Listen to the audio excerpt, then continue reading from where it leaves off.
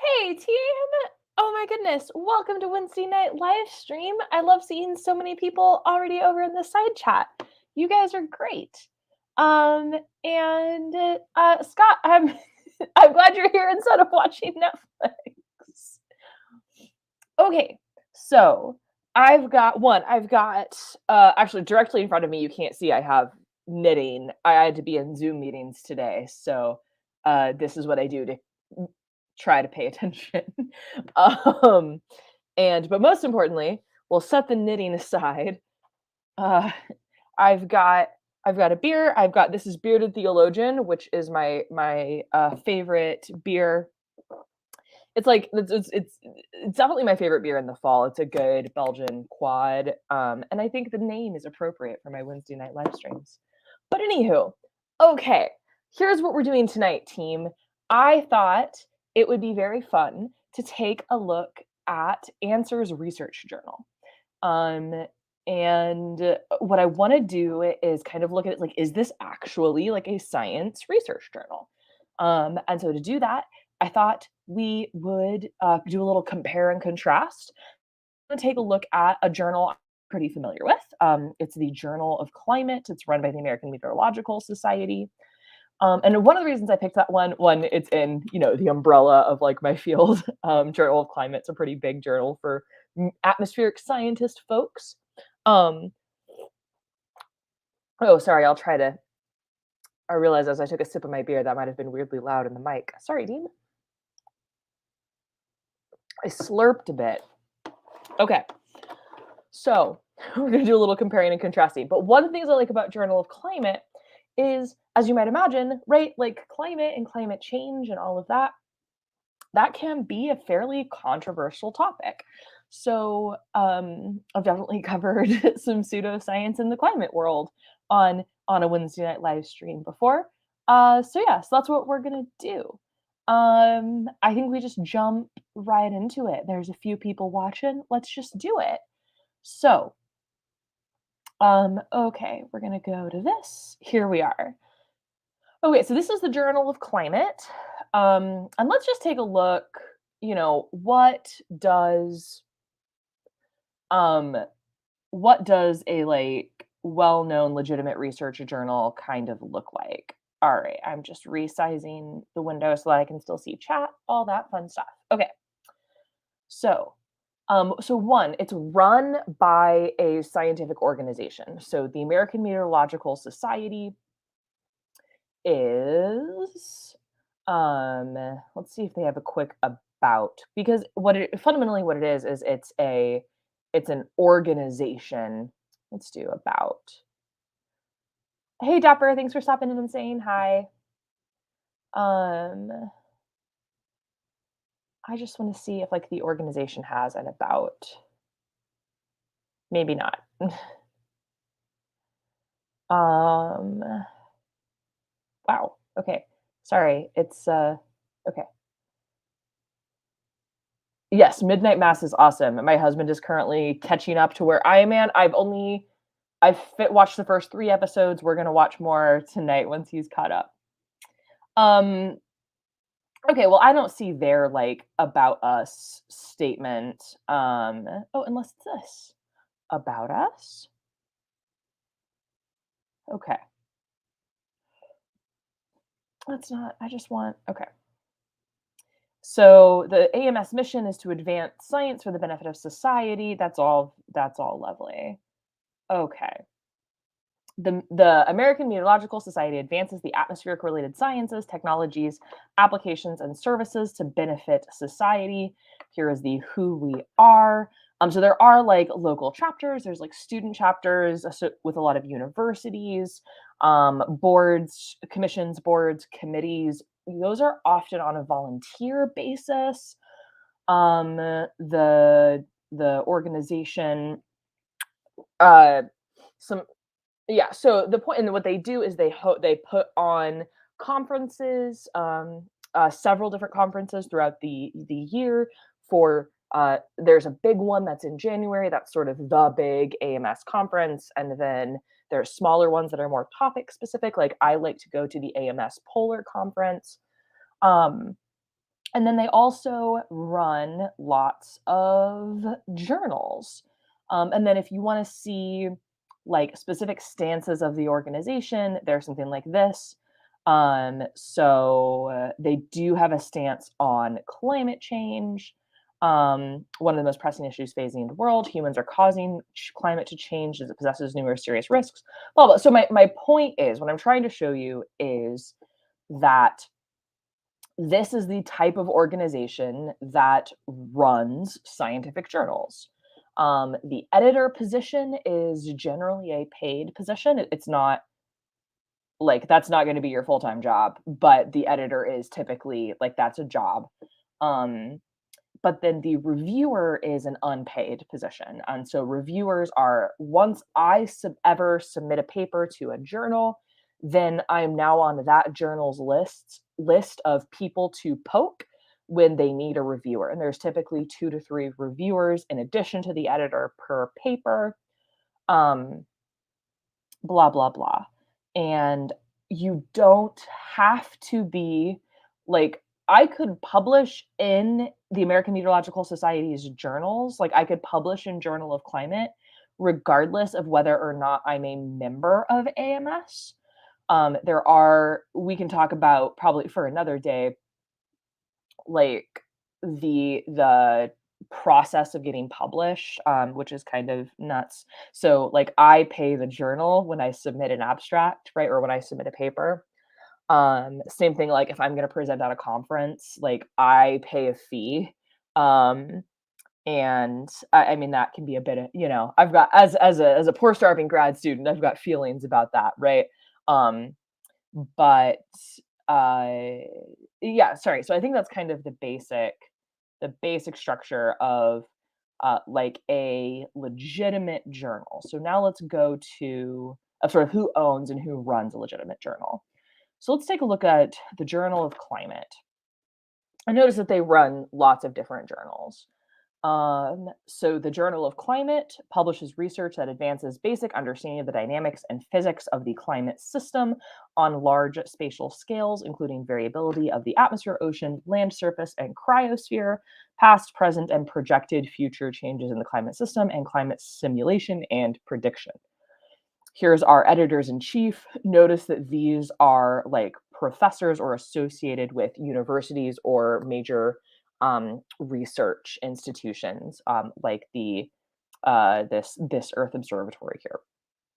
And we can see the full editorial board if we wanted. Now, the Journal of Climate is a very big journal, so there's going to be a lot of people. If we went to a more focused topic, then it would be a smaller journal, a smaller team on it. Um, But so keys here, and so one, let's also take a look at some of the titles, right? So investigating the ability of multiple reanalysis datasets to simulate snow depth variability over mainland China from 1981 to 2018. Um, the physical climate at global warming thresholds as seen in the UK Earth Systems model. So this is going to be, this is a climate model computer simulation and the results of that. Response of global sea surface temperatures and ENSO, which is the El Nino Southern Oscillation, to the Atlantic and Pacific meridional overturning circulations. So that's also very cool. That's looking at, okay, so we know, so that's looking at longer term ocean circulations and uh, uh, how are those interacting with global sea surface temperature increases. Um, so the thing that I want you to take away here is all of these are very focused, right? These are very focused topics, right? This isn't everything you ever wanted to know about the ocean, right? This is no, no, no, very specifically like global surface temperatures and INSO and how those are relating to um, long-term ocean circulations, or uh, uh, you know, this guy, ability of reanalysis data sets to simulate snow depth variability over mainland China in a, 30-year period, right? What is DOI. My brain. I clearly don't know letters anymore. Oh, sorry. DOI is. I forget what that stands for, but that is just the like the link. Um, it's the how you say the HTML link to a science journal. Um, okay. Um, and the only thing I'm going to see is if there is a excuse me. I'm looking to see if there is a review article in this one. So a review article is a different type of article, and that is going to be um, that's going to be a little more general. But a review article doesn't present novel research. What they do is, let's say I was going to write a review article over um, our current understanding of climate and Atlantic and Pacific meridional overturning circulations. So the results of these folks' paper would be involved, and so would 50 other papers. What I would do is hey, I'm going to go through and read every paper that's been published on this topic over the last 20 years, condense it down, and write one paper. Right. So that's just another type of paper. It's less common because it's a lot of work, and you're not presenting your own research, so you're sort of not getting as much clout, right? But it is a very important part of the scientific process. Okay. And I will point out that Journal of Climate is actually, for scientific journals, a pretty broad journal. Um, uh, talking about snow depth variability and ocean circulations in the same issue, that's pretty broad. Okay, so at Answers. Answers Research Journal. So I'm already sus by just the subtitle, Cutting Edge Creation Research. Okay, so what in the world is creation research, right? Because to me, and maybe I'm being super cynical, maybe I should try to be like less biased here, but to me, that sounds like um, we're only going to look at research that supports a specific conclusion. And that is not appropriate for a research journal. So if I was going to, certainly global warming is real and climate change is man-made and all that jazz, right? But hypothetically, if I was going to find the one thing that overturned the paradigm, and I was going to publish a paper that was explaining how, like, just kidding, the planet's not warming, right? If I was going to do that, Journal of Climate is still where I would publish that, right? And as long as my paper was like correct, it went through that peer review process, right? People couldn't find flaws in my methodology or my conclusions, then it would get published. Um, so I don't, it's not held to an assumption, right? The journal should not have an assumption about an answer. Um, and just that cutting edge creation research, to me, that sounds like this journal has a position, and the journal very much should not. Okay, so this says that cutting edge creation research, Answers Research Journal is a professional, peer reviewed technical journal for publication of interdisciplinary scientific and other relevant research from the perspective of the recent creation and the global flood within a biblical framework.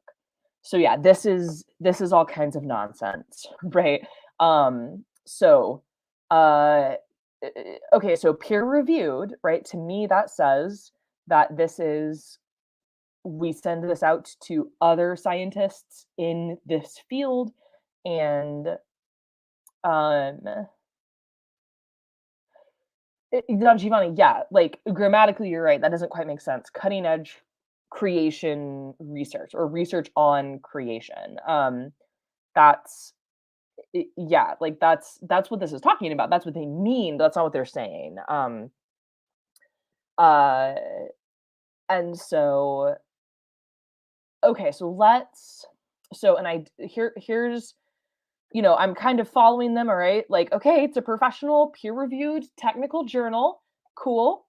For the publication of interdisciplinary scientific. It's like, okay, like I'm all for interdisciplinary work, but um, you generally a journal isn't interdisciplinary, right? Like a journal is a journal for physicists or for meteorologists or for chemists or for biochemists. And so because I can't review a chemist's paper, I have never taken a single class in biochemistry. I took like the last time I took a chemistry class was my freshman year of college. Um, so I have a basic working knowledge of chemistry. I know how like important chemical things for my own field, but I have no idea what's going on at the cutting edge of chemistry research. Um, so if this is doing interdisciplinary, then my question comes up of who is doing the peer review. Does that mean we're going to have geologists reviewing biology papers? Well, that's certainly not appropriate, and that's not what the peer review process is. A geologist should review a geology paper. And again, like normally you only get to review once you've published in that journal. So maybe they're doing that here. But if I published a like climate paper in this journal and then the person after me wanted to publish a biology paper, like that doesn't there's no way in the world you should have one editor for that, because no one's field is that broad. um okay. And also we just completely fall off the rails of because one this science has a perspective, right? Science does not have a perspective, right? Now, listen, I'm not so naive as to think that every individual can be completely unbiased, right? I am sure when I do work, my own biases leak into it because everyone is going to be a little bit biased. You sort of can't help it. But the goal of science should be to be as unbiased as humanly possible. And so when they're openly saying, like, this research has a perspective and it has a framework. Also, shouldn't biblical be capitalized? Anyway, so those are pretty big red flags to me because this is saying that there are answers that if we get the answers, if we get a result that says the earth is old, they won't publish this. Whereas if we were going to submit to say a geology journal and the results of our good science work was that, hey, this says the age of the earth is way younger than what we thought, right? That would be published as long as it's going to pass that peer review process, as long as, and that's quality control, right? You want peer review because I don't want to say something stupid, right? Like, God forbid, I don't want my like worst misconception written down and published and shared forever with everyone for all eternity. So that's anyway. Okay. So let's read more about the ARJ for a second. Oh, good. All right. Our editor in chief is Snelling, who he makes me a little angry. So he has a PhD in geology, right? So to me, that means if he is a geologist, then the only field in which he is qualified to be the editor of a journal is for a geology journal. And do we have other editors? Because maybe if we have a team of editors, um, that's that same blurb. There's a call for papers. This is explicitly an arm of Answers in Genesis, so that to me is a problem. To me, that's a problem, not because of every journal is going to be owned by some parent organization. I don't have a problem with that. But generally, these are like, well, I think you guys probably know I have a problem with that being Answers for Genesis. Like anyone who works for Answers for Genesis, we know has to sign a statement of faith that says like I believe these things, and so that's not a great like I've never signed a statement of faith, that's never a thing that's come up. And so I don't have to tell uh that's a really great question, Kira, and I'm gonna get to that in just a second. So I don't have to sign anything. So even though the American Meteorological Society, right, they have a statement about like this is this organization's stance on climate change. I can disagree with that and still be a member of the society. I can disagree, like it's not a thing we have to sign, right? Um, do you know what I mean? So like, there's not a required set of beliefs or conclusions to be a part of a scientific organization. So, um, okay, so Kira Debunk says, do do you think that a scientist can have real interdisciplinary competences? Okay, so that's a great question. Um, because I do a lot of interdisciplinary stuff, right? I have my science background is all over the place. I have a background in math and like geophysics and planetary science and nuclear physics. Um, but I am not qualified.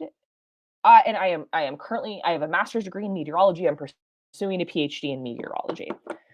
I am not qualified to be an editor in for any scientific journal. I am not qualified, right? Um, so even though I have a solid working knowledge of a lot of fields, so I have a working knowledge, a broad working knowledge of a lot of different of the physical sciences, and I have a lot of specific knowledge in meteorology, and specifically in Arctic weather. Um, I am not at a place in my career, where I have appropriate qualifications to run a journal in my own field, right? Actually, maybe I've got a better analogy. Um, uh, if we took, let's take LeBron James, right? LeBron James, absolutely amazing basketball player.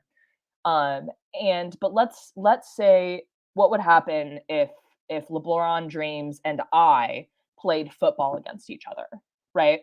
LeBron James is going to kill me in football too because the man is just way more athletic than I am, right? So even if we take him out of his sport, out of his particular field, he's still more competent sports in general than the general public. But if we tried to make LeBron James, if we tried to make him play in the NFL, he would probably do really poorly because that's not his field. Um, so to me, that's kind of the analogy. Now, do there exist and have there existed folks who have played multiple professional sports? That is absolutely true. Um, can't I think of it? He's an Oklahoman. Jim Thorpe. There we go, Jim Thorpe. Jim Thorpe's a great example. He played in college. He played like three different sports. He played college baseball, football, and track. I think he was an Olympian in one or two of those. Um, right, and so there are some people who could play multiple professional sports, but of the people who can play multiple professional sports, there's like one or two, sorry, of the people who play professional sports, there's one or two who can play um multiple professional sports. So yeah, Jordan tried baseball for half a minute. Um I hope that kind of makes sense. So, like, is it impossible? No, but it's vanishingly rare. Same thing with pros. And now there exist times when like biochemistry is its own field.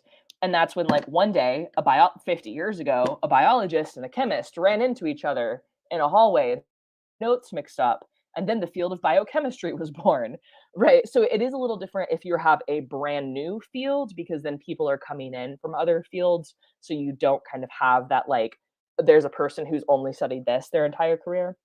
Um, but yeah, anyway, but now a biochemist is their own thing, and not so they wouldn't be publishing in chemistry journals and they wouldn't be publishing in biology journals. They are publishing in now their own field, biochemistry.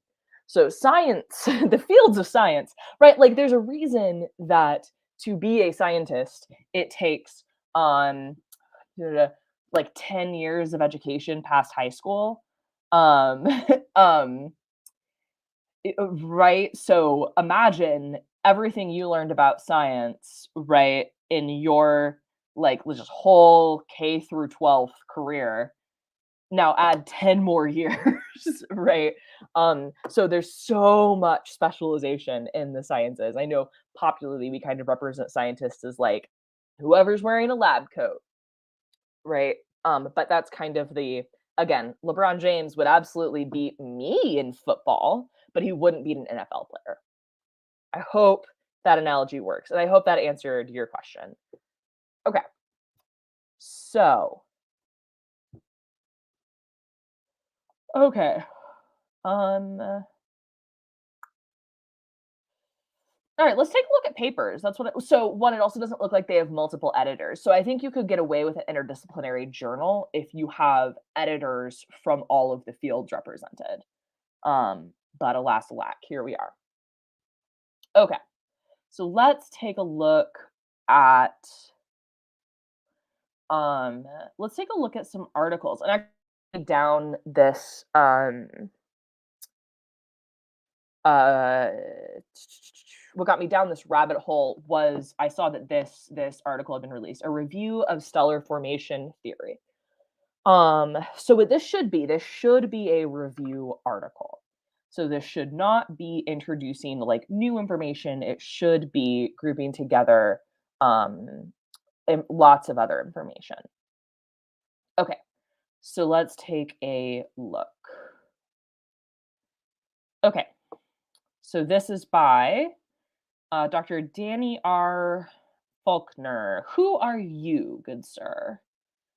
You're an astronomer. Great. Okay. So we've got a master's in physics and a master's and a PhD in astronomy. Great.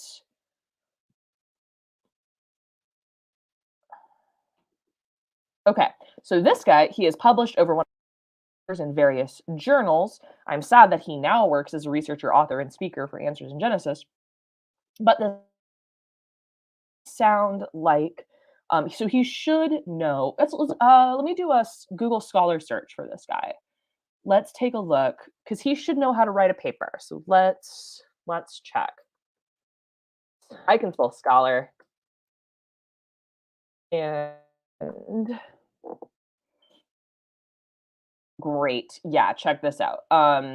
Observations and analysis of the UV LEO type binary, and then I'm guessing these are specific stars.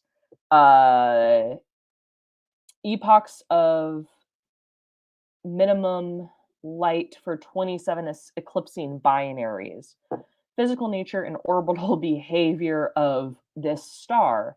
So that's great. So this I don't understand half of this because I'm not an astronomer. But these look like yeah, these are like real papers in real journals. See the astronomical journal. Um, okay, so astronomical journal, publications of the something something. Okay. So this guy should know how to write a paper. So let's take a look at this one. Okay. I already have a problem with his abstract. Uh that's not how you normally write an abstract. So here I review some of the naturalistic theories of how stars form. That language is way too common. Let me oof, let's see. I bet I could pull up the abstract I just submitted to AGU. Sorry, I'm gonna pull up something. AGU abstract.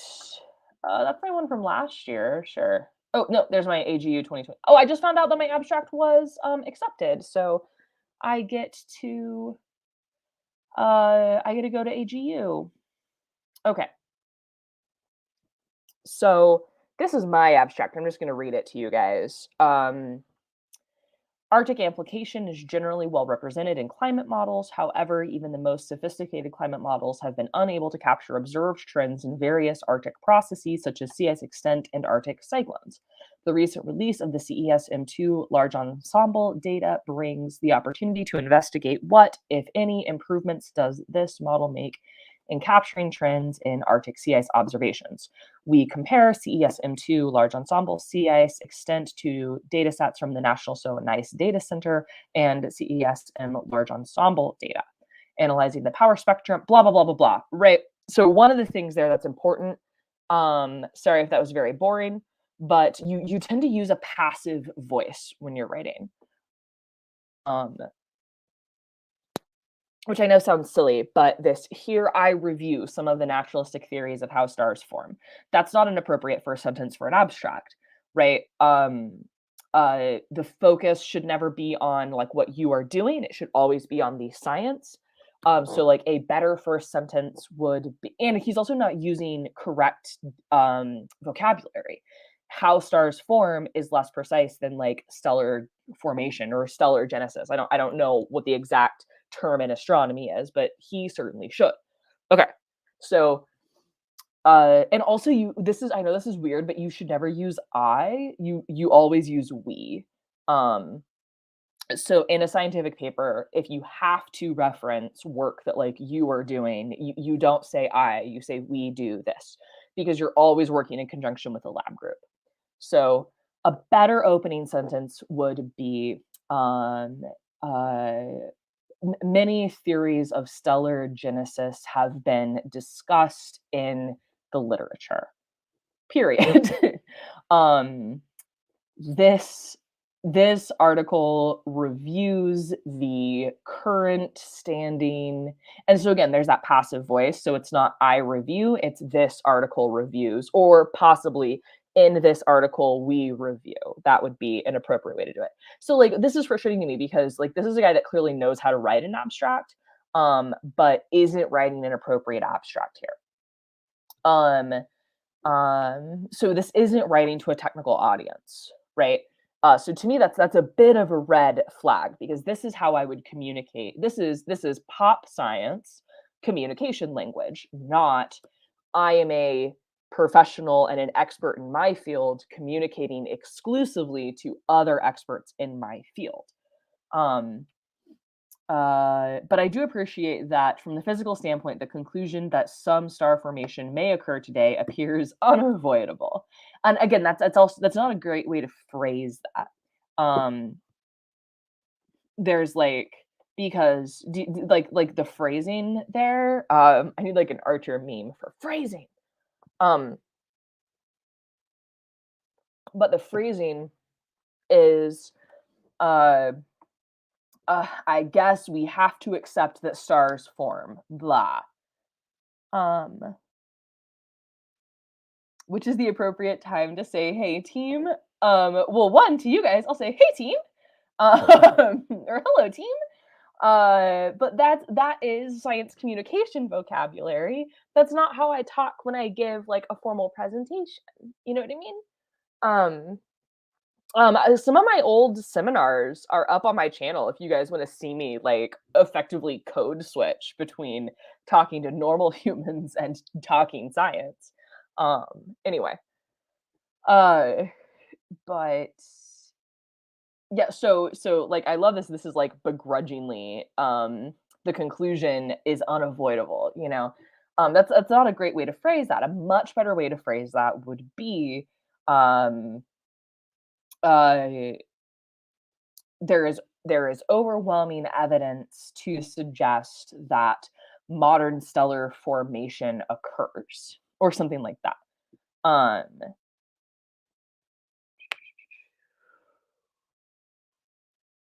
Heckle and Jekyll correcting my grammar. Sorry, guy.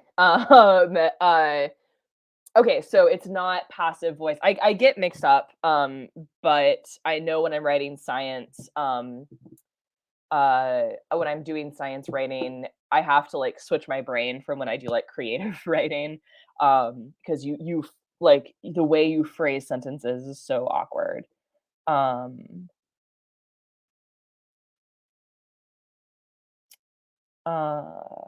anyway, okay, you're right. I was confusing my active and passive voice. I'm sure he super appreciated that. No, you guys always feel free to correct my grammar or correct me in general, right? I am very much pro being proved wrong because how boring would it be if I was always right? I'm certainly not always right. Okay. All right. So let's take a look at this article. Actually, I know this is silly, but I want to look at how this article is structured. So we've got an introduction. Uh, ugh, nah, okay, I don't. That's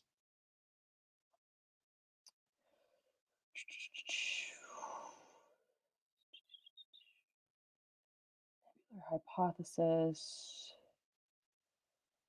Okay. Mm, okay. I appreciate that we're citing things. That's awesome. So recent creationists appear to be divided on the question of whether stars form today. For instance, this person has argued that stars form today because God made all the stars on day 4 of the creation week. Oh my goodness. That is not a sentence that belongs in a science journal. Read that. Please read that. I don't I don't know, man. I can't quite tell what this is. I'm gonna go take a peek at their citations. That's I think a good um let's go take a peek at their bibliography to see where these articles we're citing come from. Um yeah, this is listen, team, if there's you can't I'm sorry, this is breaking my brain. You can't oh my gosh, this is formatted so bad. I'm, like, offended by these I'm offended by the equations showing up. Like, not like, the formatting of the equations, because this is not someone did not use LaTeX to write their paper. Wow. Okay. Sorry, that was really surprising. Also, this isn't how you write this. If you have equations in a paper, every equation has to be numbered, or at least the equation block has to be numbered so that you could reference them later. So this is, um, yeah, wow, okay. Whew, that was very surprising. I'm sorry, this formatting like actually like took me very much by surprise. Um, okay, let's find yeah, I don't okay. Um, our figures are just photos? That's not really correct. Okay, I appreciate the puns, team. Of the bibliography. References, okay, let's go. Okay, alright, here we go. We've got an astrophysical journal, check. Annual review of astronomy and physics. Notes on Hind's variable nebula in Taurus. Okay, okay, okay. Hi. Okay, so now here we're jumping into Creation Research Society Quarterly. Oh, goodness. How many times does he cite himself? Let's look. One, oh my.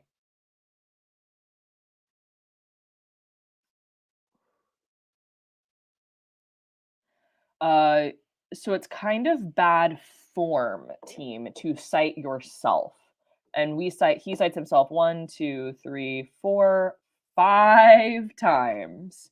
That's a lot. So sometimes citing yourself is inevitable, especially so like the first paper that I'm gonna ever get published, one of these days, by golly, it's gonna get published, is like based on my based on like my master's research, and I'm probably gonna get 2 papers out of my master's research.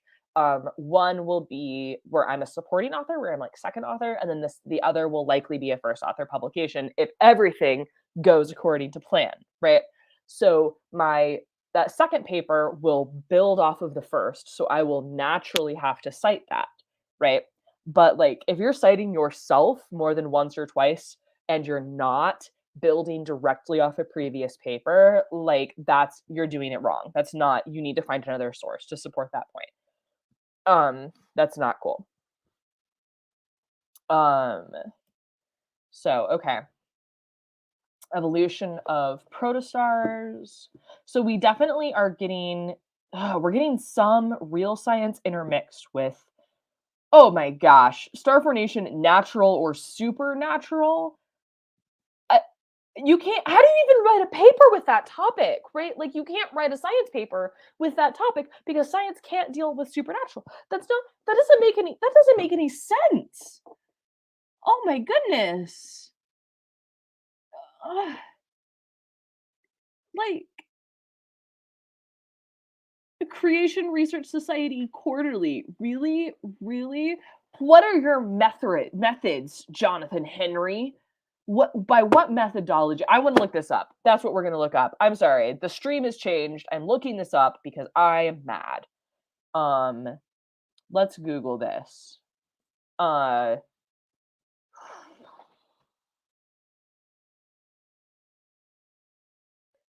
uh what is this? Creation Science Quarterly? Yeah, this is a LARP. Um,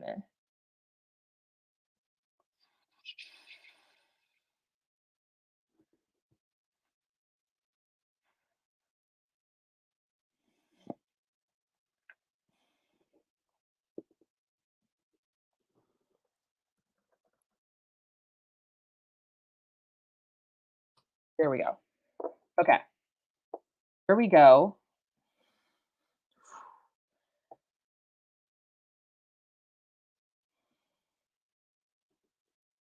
Okay, by decade. Great. I'm glad we can go back that far. This was from 2002, I think. Yeah, 2002, 38, number 4. Okay, 2002, number 4. At least this is cited. Is it worse that it's cited? Right? Because that's like, I don't know if that makes sense, right?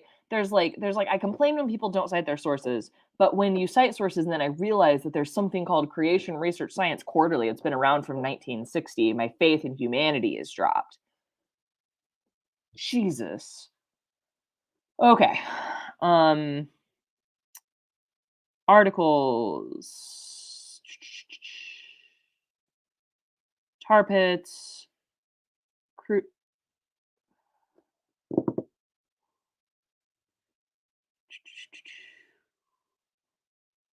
Dynamics. No.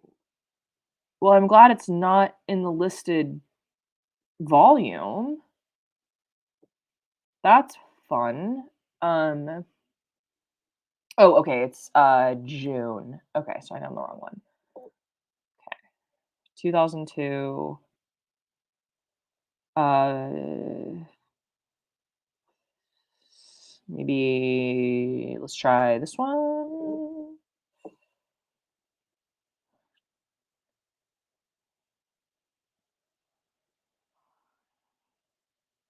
from June. Okay, um, theological theological implications of deep time. Please explain to me how that's a like, how is that a scientific research question? Um Great, great, great. I can't even find the article. This is Wait, volume 38. That's not the thing that's cited. This is 38, right? I'm not insane, right, team? This says this was published Creation Research Science Society. Creation Research Society Quarterly. Okay, I'm here. But it's, yeah. but is it maybe from 2001? Did you get the year wrong?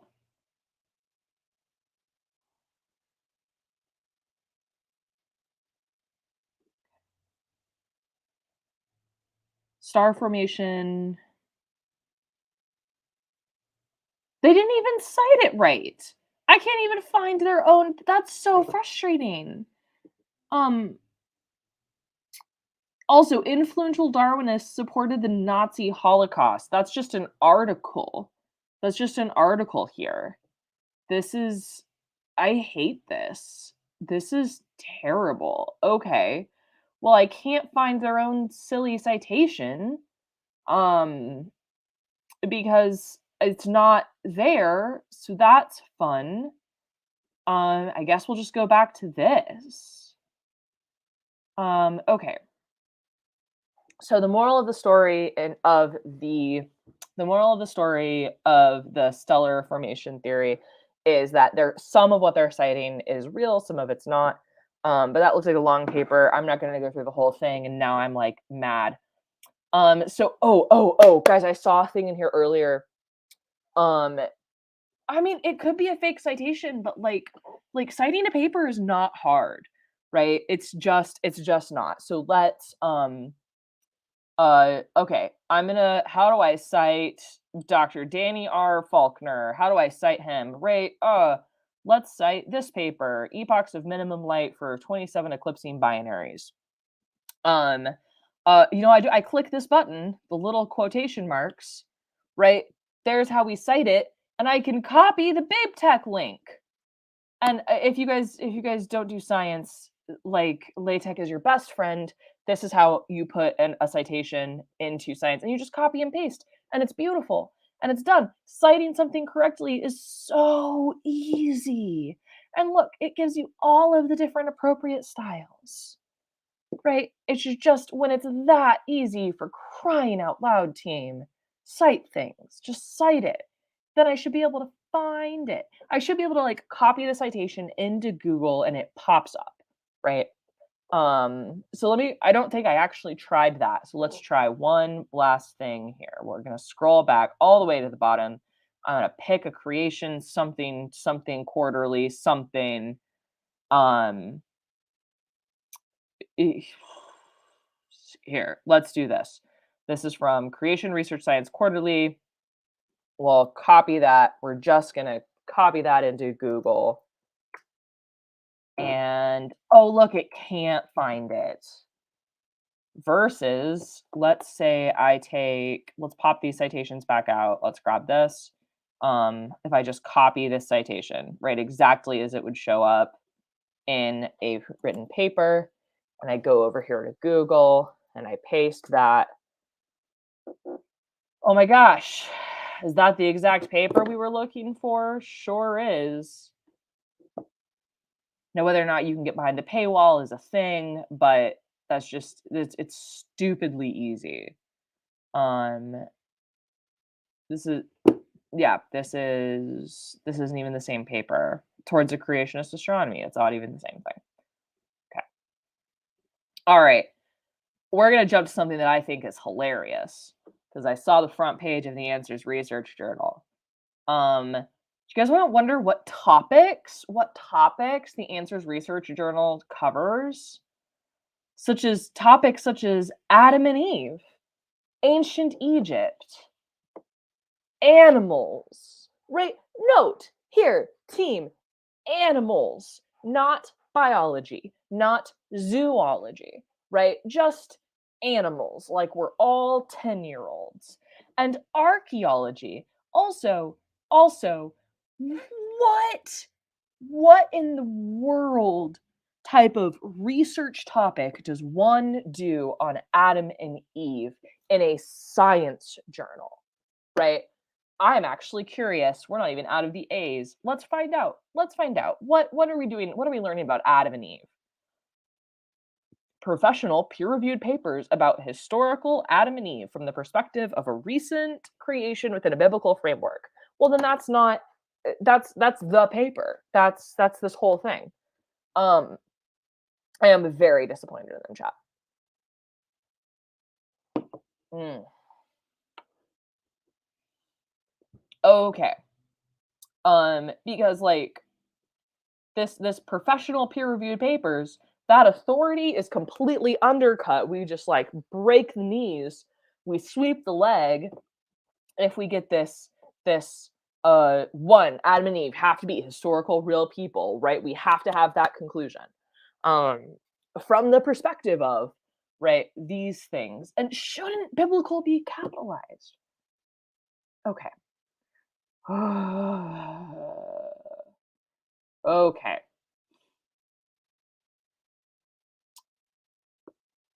Well, that's a terrible sentence. I don't ever want. I don't. I'm not even going to read that out loud. But if you guys just want to look at those words, those are words you can't unread. Wow. Um. What? What? First of all, also, Dr. Jerry Bergman. We're just going to write about human tragedy, and what in the world does that have to do with like a historic Adam and Eve? Like none of these actually look like they address that topic, you know? Effects of the fall on the physical creation? What?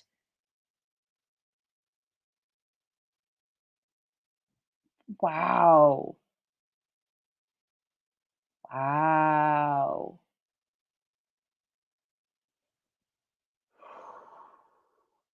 I as well, Heckle and Jekyll, I am doubting the rigor of their research. Wow. Okay. Um who were the one Gary, I'm legitimately nervous to click on that link because I think that's gonna I don't wanna click on that link. Guess we'll never know. Alright. What other topics do we have? All topics. What else can we learn other than animals?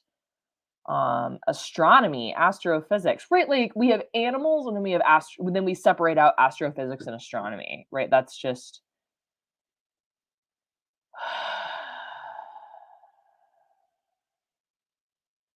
and the Big Bang is a separate thing from astrophysics? Yeah, okay. I would not doubt if all of these were written over a single weekend. Bioinformatics, biology, cell biology, but also we just have animals.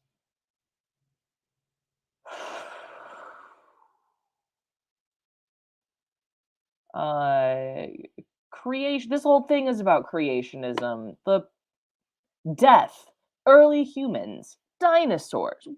What kind of journal is this? Right? These are what in the world? Evolution, evolutionary biology, fossils, fungi.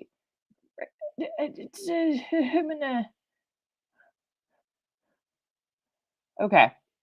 Human nature, not sociology, right? Not psychology, human nature. Intelligent design, Jesus. Da, da, da, da. Yeah, natural selection, mutations, Neanderthals and Noah's Ark. In no universe, also the Ark and the Flood are separate categories. In no, yeah, every possible keyword is just listed. So, all right, what else can we learn? How do we submit a paper? Let's find out. Um, this is a professional peer. Sure, it is. Addressing the need to disseminate the vast fields of research conducted by creationist experts in theology, history, archaeology, anthropology, blah blah blah blah blah, astronomy, and other disciplines of science. That's okay. Answers research journal provides scientists and students the result. Well, like there's nothing wrong. So like if I publish as a student, there's nothing wrong with that. But I'm generally publishing like with my advisor because I'm basically like leaning on his clout and his expertise to um give my research like he gives my research the thumbs up and then that's why I get to publish, right? I could in theory publish completely on my own, but it's way more difficult. Just because there's like well, how do you know these things kind of questioning. Um, Answers in Genesis appointed Dr. Andrew Snelling, its director of research, as the Answers Research Journal editor in chief. Okay. Um, let's look at the instructions to author's manual. Let's take a look. Okay. All right. We have got primary author biographies, reviewers, copyright, deadlines. Um, Important forms, paper review process. Author instructions. Okay, so yeah, let's just jump down. Okay. Um, Please read this manual very carefully, blah blah blah. Okay, requirements. Are reviewed upon submission of an author's first draft of the paper. All items are to be submitted to the editor in chief at just at his email address. Awesome. That sounds super formal and not a scam. Um, okay. Primary author. Papers with multiple authors must have a main author identified. Yes, this author will be the point of contact. Cool. Author biographies.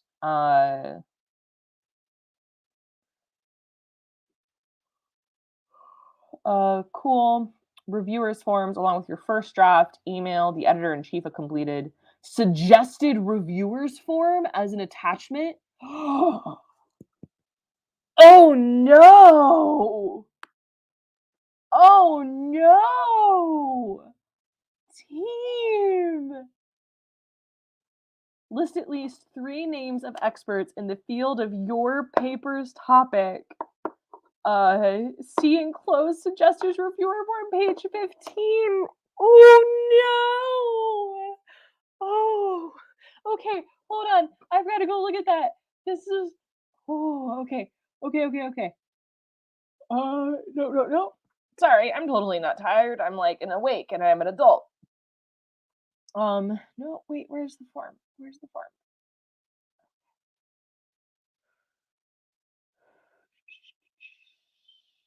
What is page 15?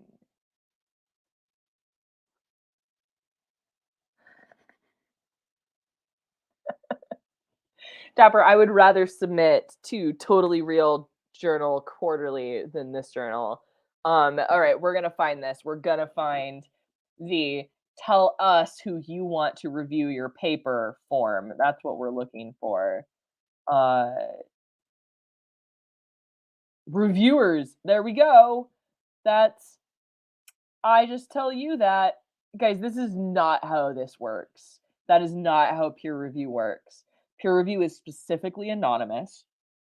Um, so one, this is a consequence of this journal being too broad, right? Um, they don't already know the experts in the field, right? So if I was going to start a science journal tomorrow, right? Let's say I'm going to start a journal that's like, this is just for Arctic weather. We're going to have the Journal of Arctic Weather, whatever. We'll just name it that. It'll be great, right? Um, Call for submissions. Submissions are open now, and they'll be open for however long, right? So, uh, so let's say I get a few submissions. That's great. Probably a lot of them are going to be from like graduate students. There is a hierarchy of journals. And there's ones that are sort of easier to get your first publication in and all that jazz. But anyway, so let's say I get papers submitted from like 5 people I don't know, and I'm the editor, and yeah. So so I don't know who these folks are, but I know what university they're with, and so with a quick Google, I also know who their advisor is. So then I'm not going to reach out to their advisor to be a reviewer, right? Um, to be a reviewer for them, but maybe I reach out to like if I've got 5 people, right? I know 10 scientists in Arctic meteorology, right? These are part of like professional organizations. I can go to, hey, who was at AMS Polar last year? Um, right? So I already know who these people are. And then once I have this like first issue, oh hey, now I'm starting to get um uh uh now I'm starting to get a list of people I can call on for future reviews because again, generally somebody who is going to be a reviewer is someone who has already published in that journal. So uh, Vesta, you're absolutely right. This is breaking my brain. This is breaking my brain. This is a blog LARPing as a research journal, and it's just like I can't, oh my gosh, um, uh, I can't. Also, bye, Dapper. Have a good night. Um, uh, wow. No, we are like my face is going blue screen of death. Here, I should change my light, right? I should go there we go, blue screen. This is this is what I'm getting to. This is what creation science does to me. Mhm. So, but the point is, um, if I know who is reviewing me, right, um, then I can try to influence them, right? It becomes biased. So the point of anonymous peer review is that I don't know. Um, One, it allows the reviewer to be like brutally honest, which is what you want. As unfun as the peer review process is, it does make your work better, right? It's a robust test for how good is your science. And I want my science to be the best, right? And perfect. So I want it to get torn apart in the review process, right? I want it nitpicked. I want every single little detail questioned because when this goes to a larger audience, I want it to be able to stand. So, like, I want someone to, rewrite, like, tell me that my abstract is crap. Uh, so anyway, so this is cool. You should not be able to pick your own reviewers. But again, they have to do this because of the consequence of this journal is too broad. They just don't. Again, you can't be an expert in astronomy and archaeology. You just aren't. They're so different. Okay, let's come back here. My brain has already stopped once. Let's see if we can do that again. Okay. Uh Working with your editor. Working closely with your editor is the best path to ensure that your paper receives the most input from your editor and reviewers. Um mm, all right, let's compare and contrast again. So let's go to Journal of Climate. And let's go to where is the Journal of Climate's like publish? What would be maybe that's the right button. Okay,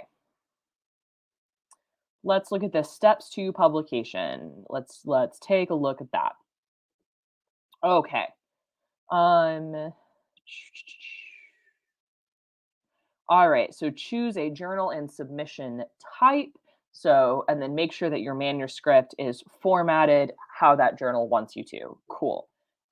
Determine your author list. So that is, like I said, there's a paper that we're submitting soon where I like my advisor is going to be the first author, and then I'll probably be the second author, and then a third collaborator would be the third author. And in general, um, I totally should do a talk about the physics Nobel because that went to climate modeling team. That's so cool. I'm very excited about it. So that would be a very fun thing to do. I don't know if anybody would watch it, but we could do it. We can go over the physics Nobel Prize winner. Maybe we'll do that next week for the live stream. I might need a break from young Earth creationism. Just let my brain recuperate. Okay, so collect funding information from all authors. So this is like my research is funded by the Office of Naval Research by ONR, and so the funding agencies should be appropriately cited in work that comes from the research that they're funding. Okay, and then review page charges, waivers, and fees, et cetera, so forth. So that's how we would do that because you do have to like pay for things. Um,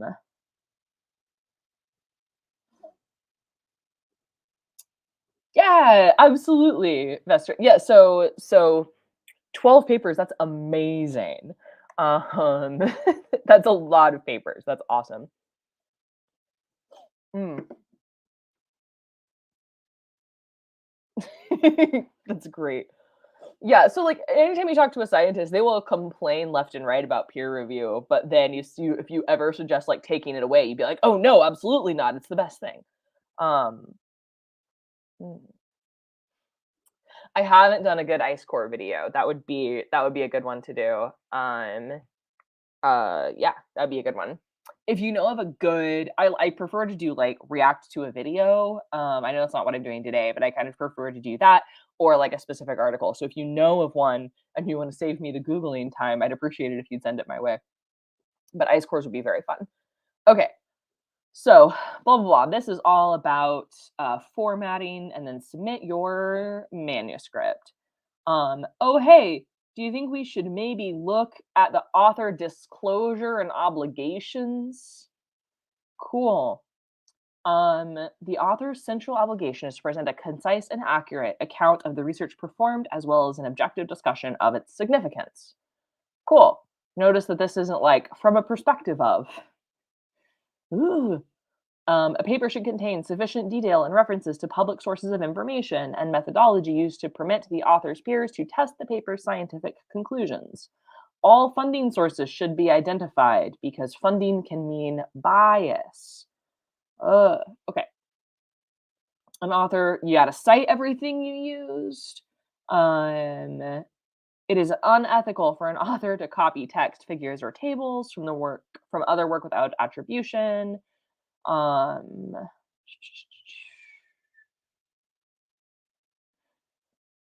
it is inappropriate to submit manuscripts with an obvious commercial intent. That's a fun one. I feel like Answers Journal wouldn't put that in theirs. It is unethical for an author to publish manuscripts describing essentially the same research in more than one peer-reviewed paper, um, etc. Okay. A criticism of a published paper may be justified and is allowed in a comment and reply sequence. However, personal criticism is never considered acceptable. Uh, okay, that's like how you determine who is a co-author. So fun, fun, fun. So let's take a look at this peer review process. See the peer review information. So the chief editor assesses each new submissions. Manuscripts that meet AMS criteria are assigned to a handling editor. The handling editor invites potential reviewers.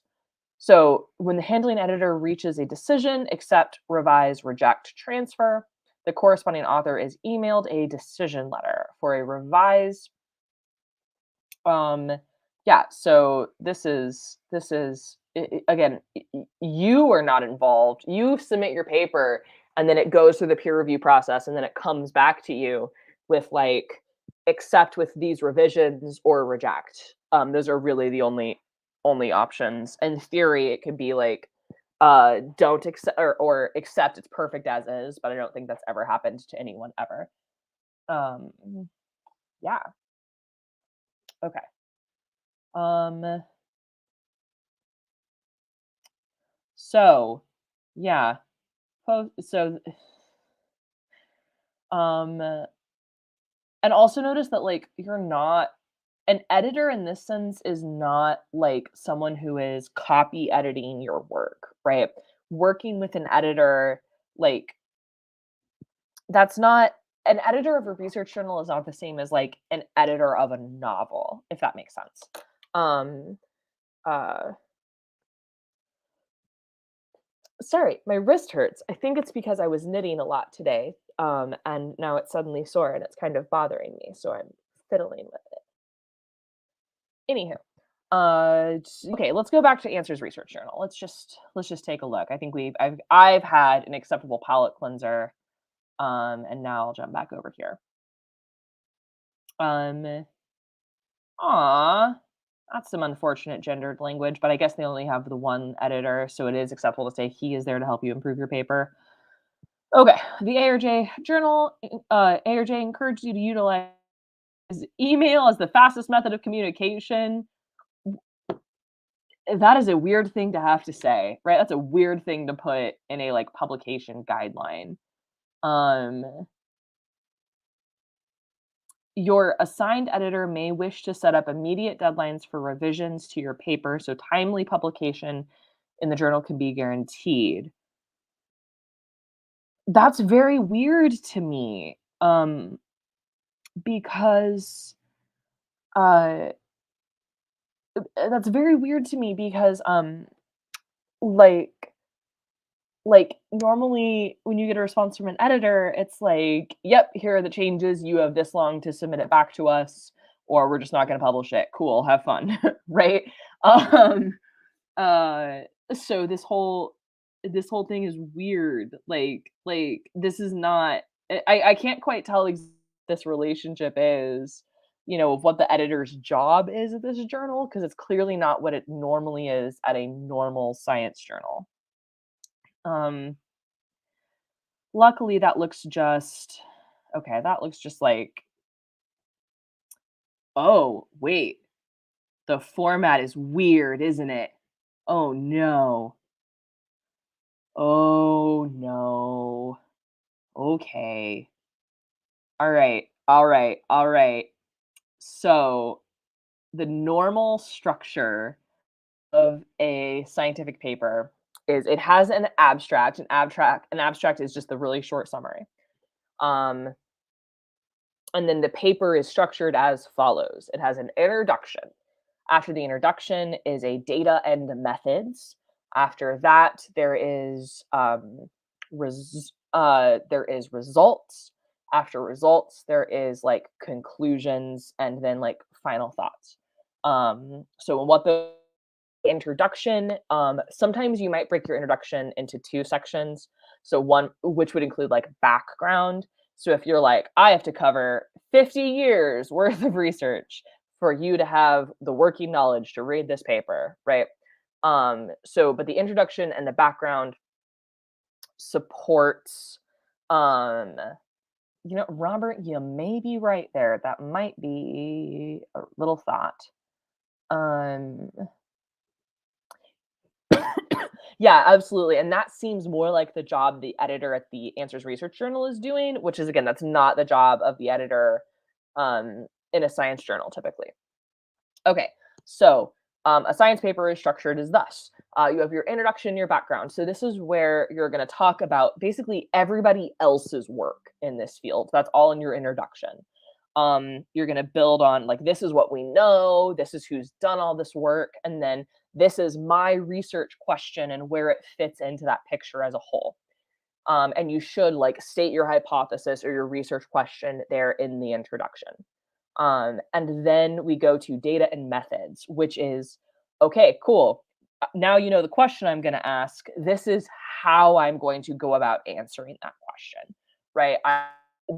So if you're doing, let's say I'm doing stuff based off of a field campaign, data and methods is where I would describe how we collected data, what instruments we used. And then what methodology did I use to analyze that data? Did I use a model? Did I use a computer model? My settings for that I need to lay out. Am I doing like statistical analysis? Yes, cool. How exactly did you do that? What are your tools? So that you're just saying how I did things. You don't strictly need to explain, hey, I made a power spectrum and then I analyzed it. I analyzed it using a coherence function, right? I don't have to explain what a coherence function is, right? But just that's what I did and how I did it. And then you go to your results, which is in your results, that's where you're going to show all of your figures. And there you're basically showing your results without commenting on them, right? So I would like describe a figure, but not draw a conclusion from it, because then finally in your conclusion section is when you would like, okay, this is everything I did, and this is how that answers my research question, and this is my answer to that research question. This is what I plan on doing next. And so that's the structure of the paper. And that is so common, right? That is the standard science setup. Introduction, data and methods, results, conclusions, right? That's how you paper. And then there's also an abstract. Look at this. So, abstract, cool. Keywords, that's a thing that some journals will do, that's fine. Introduction, great. And then this is body of the paper, followed by conclusion. No, no.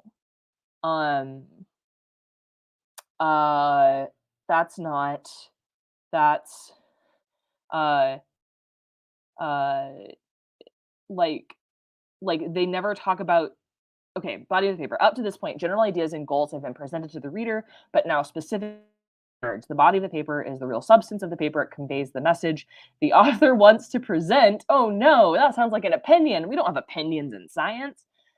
The following are some of the general questions which, if answered, will lead to the development of the body of the paper. Does the body provide enough information to convey the intended point? Is unnecessary material included? Has the material been divided into main? Oh my gosh, is the just like how to write an essay. This is an essay. That's what this is. So like, do the facts presented adequately support the conclusion? No, no, no, no, no, no, no, no. That is not how we do science, right? This is we're going to present data, right? You've got to present data. You can't just say facts. That's not how a research paper works. Oh my goodness. Oh my goodness. This is bad. But then that's it. That's just like this is also not describing um this is not assuming you did an experiment. So that's a huge problem, right? Any science paper should assume that you did an experiment, that you were presenting experiment results. This could be like I got a large data set and I did analysis. Um uh and like that I'm blue screening of deathing here, team. I don't. My brain is breaking. Oh my gosh. Okay. Yeah, this is not like unless you're specifically writing a review paper, which are the minority of papers that make their way into science journals, then you are running an experiment. You have a research question, you have a hypothesis, you test your hypothesis, you present your results, you draw conclusions. That is 0% what this is describing, right? This is exactly as Liam Wakefield said, report writing at O level standard, right? Like this is just how do I write an essay? How do I convey a point effectively? Now, granted, over on Dapper's channel, Dapper Dinosaur, where some Tuesdays to give Bent a break, we do Matt with Maddie instead of Kent with Bent. And I have offered to Mr. Matt Powell, if he is willing, I will fundraise to send him to take a rhetoric class because at this point, I just want to make a coherent argument. I just want coherent points and sentences. That's all I want. Interacting with him, even just on the internet, would be so much better if he could just make a cogent point, right? That would be great. Um, because right now listening to him like gives me whiplash. But and again, this is a real offer and it stands, Mr. Matt Powell. Um, you may choose the university as long as it is accredited. That's the only and we will find a way to send you to get a rhetoric course. So, anywho, um, anywho, so I appreciate that this seems to be trying to educate people on how to make cogent points and how to structure an essay, but that is not the same thing as a research journal, right? That's not a research article. That's not. Oh my god. And like also this is rudimentary, right? This is not what is no how to write an essay 101 on the American Meteorological Society's website for their journals, right? Um Ga- Gary, then you should get a PhD. Do it. Do it, do it, do it, do it, do it. Anyway,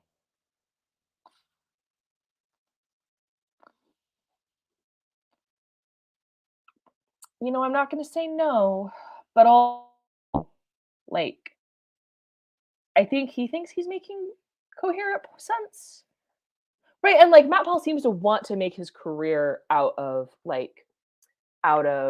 being a speaker, right? He to like preach. He does that often. He wants to be a science communicator, right? Like he needs to be a good communicator, and he just kind of isn't. If you've ever listened to one of his sermons, he just like switches topics left and right. It's very distracting. Um, um, I mean, maybe it's just the intention that I don't know if that's real or not. Okay. Is there anything else we need to look at with Answers Research Journal? Okay, team. So, my answer to the opening question of is Answers Research Journal actually a research journal? I'm gonna have to go with no. I'm unconvinced. This doesn't seem reputable to me. Um, really does not. Do you like that? Are they just using stock footage for their cover art? I think they are. But okay.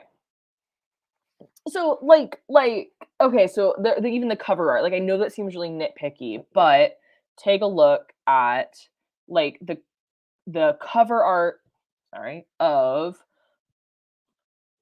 um there is no cover art to the Journal of Climate, right? Now, often has really cool really cool cover art. Let's look at BAMS. BAMS is the bulletin of the American Meteorological Society. It's more short form. These go out like every month. Um, but yeah, so take a look at like their cover. Uh, and that, and behold, right, that image is related to one of the articles. Um, Here we go. Oh no, that's not what I wanted. If we look at so if you look at like Science or Nature when they have really pretty cover art, a lot of times that is like a blown up version of a photograph. Like if it was field work, maybe the cover is a photograph that was taken by a researcher in that field campaign. I've seen it be like a beautiful, beautiful data set. Uh, my like undergraduate advisor, she actually got the cover of Science one month, which was amazing.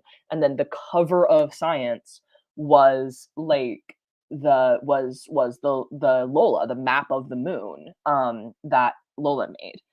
Um,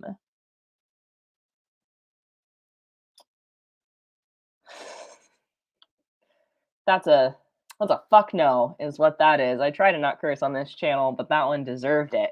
All right. Um, Yeah, like there's very little concept in this Answers Research Journal about what the scientific method is and what the purpose of a research journal is. So one, there's some false advertising here, and that what Answers Research Journal is, this is not a scientific research journal. This is popular science, right? Popular science has a place.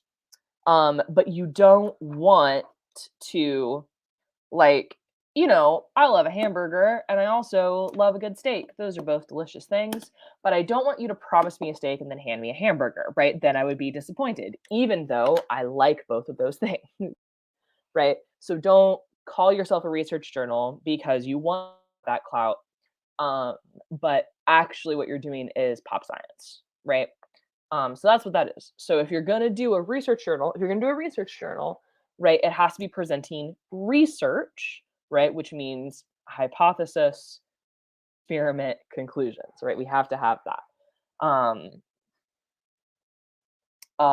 And then again, to scientists, not to a general population. So what you actually want is a series of like if an organization, let's like step out of younger creationism for a minute, because if any organization, like if my local aquarium or my local zoo said they were going to have a research journal, right, and then it was something like that and it was just nonsense, or maybe like the Natural History Museum, put out a research journal, but it was like, let's learn about archaeology. Let's talk about, did you know about this cool thing? Right? That's not a research journal. That is science communication. That is communicating the latest in all these different fields to the general public. And that's a super valuable, important thing that is a separate endeavor from creation, from research. It's also from creation, to be honest, right? So just one, like no you're making. Let's not lie about it, right? Like let's be honest. That sounds great. Let's just be honest with each other about what we're doing with our lives. Um, all right, I'm broken now. My brain is freezing. There were so many people watching today. I had like 20 people pretty consistently. So thank you guys so much for coming to hang out on a Wednesday. Tomorrow, after tomorrow, you will see the next scientist you should have heard of short will get released tomorrow. I think it's going to be, ooh, who do I want to, I have like 6 already made. So who do I want to release tomorrow? I think I might have to do Lise Meitner, because we're talking about physics and Nobel Prizes. So I'll release stuff about Lise Meitner tomorrow, and that'll be fun. Uh, oh, there we go. As much as creationists quote popular science articles to show how outlandish real science is, they might not know there's distinction in journal types. I mean, but here's the thing, the authors definitely do. Like Snelling knows there's a difference, right? Snelling knows there's a difference because he's published in real articles. He knows how to write a real article, which is why he makes me mad because he is like, I can't, I don't know how to attribute what he does to ignorance, right? And I'm super happy to attribute to ignorance everything, right? Super happy to do that. Um, but like I can't with some of the like PhD folks that are publishing on this. That's not like better. You know what a scientist looks like. Um, so I don't know. What else is coming up? What else? I don't know. More stuff. I'm finally done grading with this test, so that's fun. Yeah. All right. Well, you guys are wonderful people. Thank you so much for hanging out. I think I'm going to go ahead and go. I'm probably going to go watch Midnight Mass on Netflix. Um, but you guys are really cool, so I'll say good night. All right. Bye, team. Wait, time to end the broadcast.